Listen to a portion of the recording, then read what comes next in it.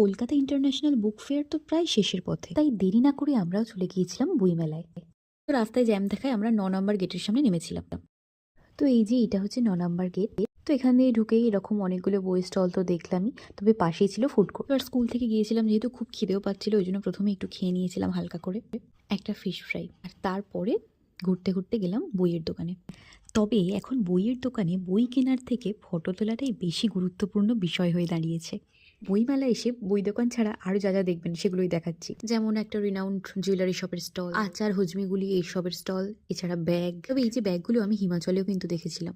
আর এই হচ্ছে সেই বিখ্যাত জায়গা। তবে এবারে গিয়ে আমি রবীন্দ্রনাথ ঠাকুরকে দেখতে পেলাম না, প্রত্যেকবারে দেখতে পাই। আর দেশ পাবলিকেশনের সেই লাইন, আর এত ভিড় আমার একদম ভালো লাগে না।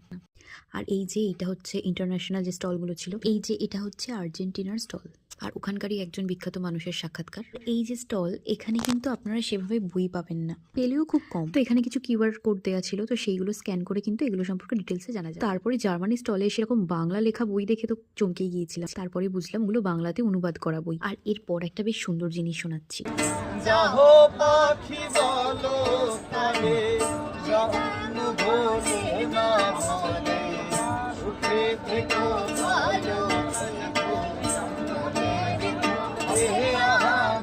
তো মেলাটা 3 ফেব্রুয়ারি পর্যন্ত চলবে, আপনারা কেউ যেতে চাইলে যেতে পারেন। টাটা।